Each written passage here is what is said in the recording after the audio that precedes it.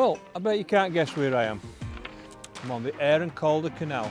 Throughout the country, if you've got a river or a canal that runs through a city centre or a town, you can bet your bottom dollar that all the fish move in there to migrate in the winter. But I'm here to find out, do the Aire Calder roach like our new micro Fuca baits? Let's find out.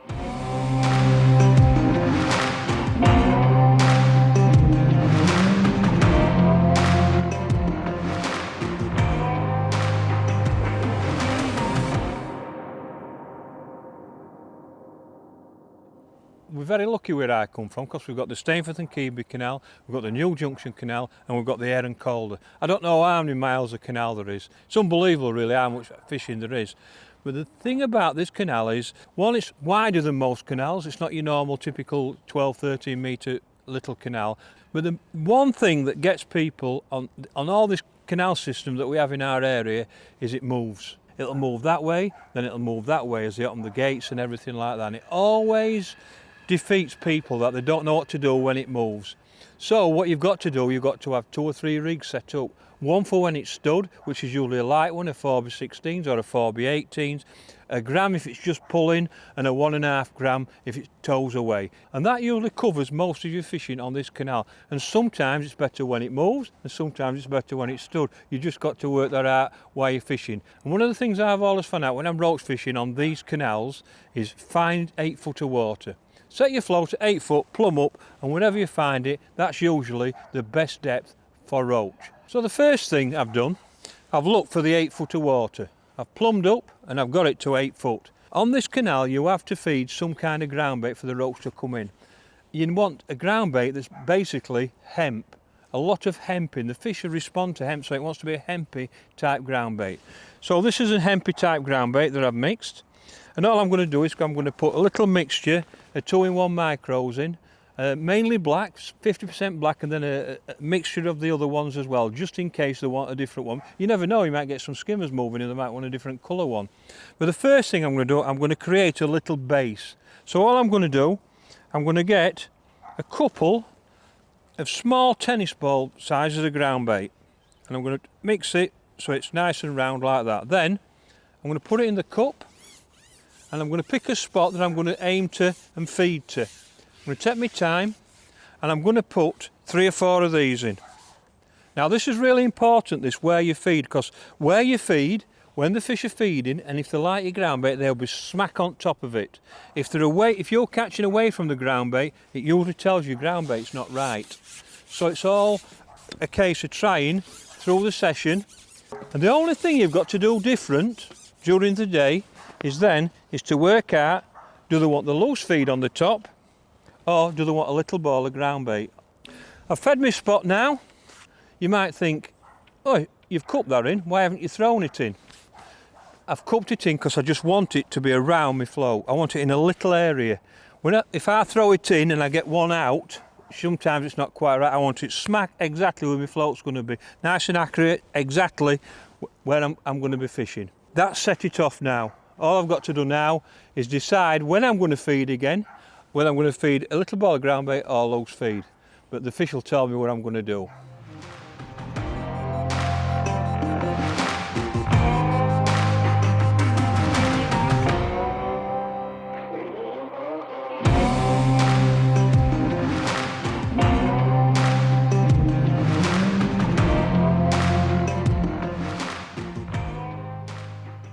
I always think the first time you feed is really important, because what I want to know then is how long it takes for the fish to move onto that ball.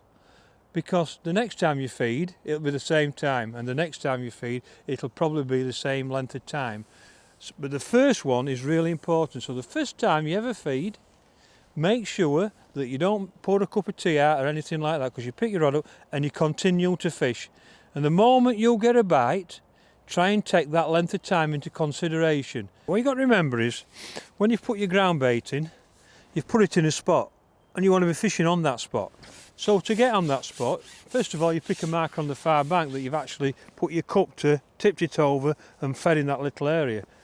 But then to get my rig there, all I'm going to do, I'm going to pick it up, swing it out to end of the pole and put the olivette in the spot that you've got target across from you.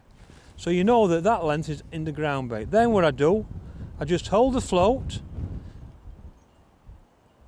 bottom just off the bottom for about 5 or 10 seconds, like that, and then I know it's in a straight line onto my ground bait, and then all that I do, I just lower it to the fish. And I know then, like where our fed is there, and look where my float is, exactly in the same spot. And I know that everything's in that area, my ground bait's in that area, my float's in that area. If you just cast it out, it could finish up anywhere, it'll swing round, but I always want my hook bait to be on my ground bait.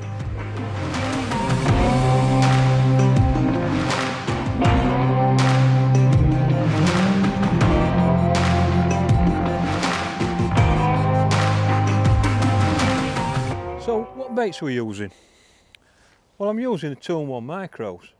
I've got a mixture of black with a few red, whites and yellow in. And I want to try and see if the fish like them. But of course I'm on a canal, I'm fishing for roach. So I've got a few casters, I've got a few maggots, which I'm going to alternate between as well. But the beauty about this, I can get a maggot and I can hook it. I can pick a caster up and I can hook a caster like that with the same hook.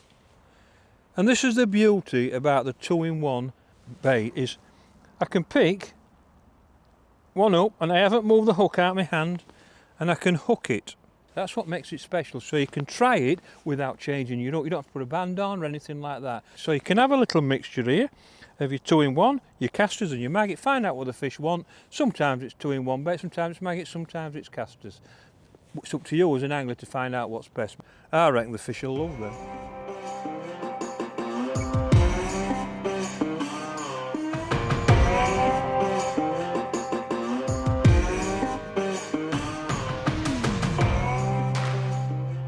The hook length is nice and fine. It's either an 0.8 or an 0.9, depends on the size of the hook. Sometimes you can actually up it to probably 0.10.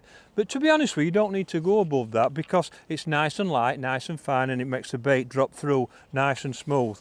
Your main line is a little bit thicker than that. It's probably 0.12 or even 0.14. The reason for that is just thicker than the hook length. You don't want your main line that's going to be finer than the hook length. It's a little bit more rigid, a little bit stiffer, and it just hangs there.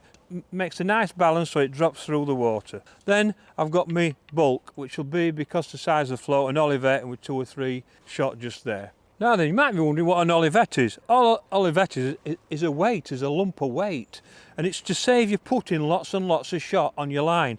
It's free running, but I always stop it with a shot above it because I don't want it moving. It makes no difference. That's all it is. Why is it 2 foot from the Olivet to the hook?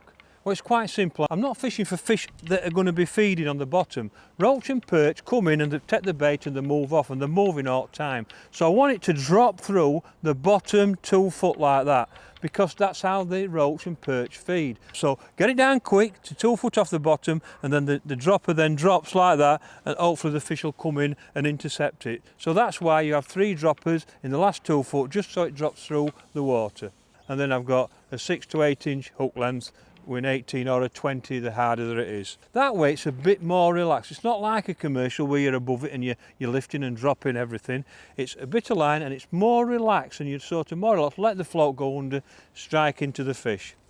Then the float, all I'm using is just a normal standard float. Because the canal moves, it's almost like a bit like a river, and I like a wire stem bottom for the river, just so it adds to the stability of the float. Long slim bristle, and then from the float to the elastic it'll be about 2 foot again. The elastic is pretty straightforward. It's a 4 to 6 zip, it's pink, it's just perfect for roach and perch type fishing, just a perfect elastic. And that's my setup.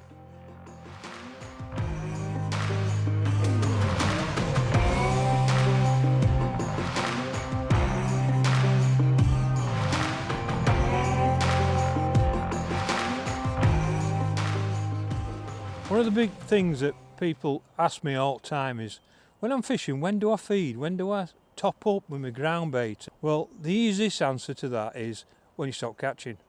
And it's as simple as that. If you're catching, you just keep catching, and the moment you stop, there's 2 things happen. Either a big fish moving or they need feeding. And the easiest answer to that is just feed a little ball and see what happens and see if you get a response. The only time I might change from that is like today I've caught 2 or 3 skimmers and have skimmers moved in and moved the roach out. So I just make sure for a few minutes longer to make sure it isn't skimmers. But usually that's the key. When you stop getting bites, that's the time to feed. Now the one of the things is when you're fishing this type of fishing, you've got to have the ground bait right. Like today, just an example, it's definitely better on the ground. All my fish I'm catching today is smack where my ground bait is in the same spot. The fish are comfortable coming over my ground bait. They're picking the bait out, the ground bait I think, and then I'm putting mine in the reel. So that means I don't really want to loose feed, because if I start loose feeding, it's a bit different, because what happens is because it tows a bit, your fish are all over the place. So always try and get them to concentrate on the ground bait if you can. If not, then you've got to encourage them in with a catapult. And all you do with catapult is just fire them in on the same spot. Try it over where your ground bait is, same spot, and that way. But trust me, the moment you pick the catapult up, you've got to catapult rest at match. So I always try and keep it as long as I can before I start loose feeding, because I know, because the canal tows backwards and forwards and it's all over the place, I want to get them with the ground bait that's on the bottom. I've created a bait and I can put it and run it over that all the time. And that's all that I'm trying to do.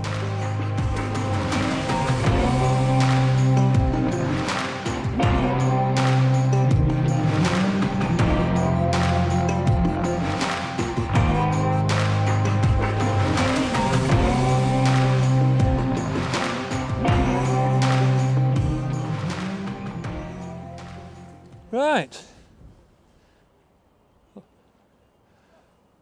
finish off with a little perch. Look, last fish of the day, but I can honestly say that has been absolutely fantastic. What a day's fishing.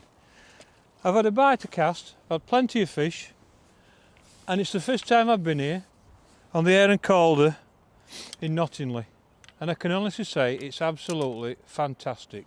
It's full of fish. Every time I've fed a ball of ground bait, I've caught fish. They've definitely come to the ground bait with the bait that's in it. I've caught a lot of perch, I don't know, 40, 50 perch, but I've caught them on the maggot. But the rest of the fish I've caught on a red micro foker. I've had 6 skimmers from probably 10 ounce to a pound. And I know when they were in my peg, it just went quiet. And all of a sudden I caught one. They come to the ground bait instantly. The fish wanted to be on that ground bait, which is the key to getting big weights on a canal. Fantastic day's fishing. Go and have a look. I've got double figures. I'm not sure what I've got. Probably 60 roach, 70 roach, 30 or 40, 50 perch and 6 skimmers. But the red micro focal were the best bait today for them better fish. Don't know why. It's the first time I've been to Knottingley on the Aire Calder, but it's certainly not the last.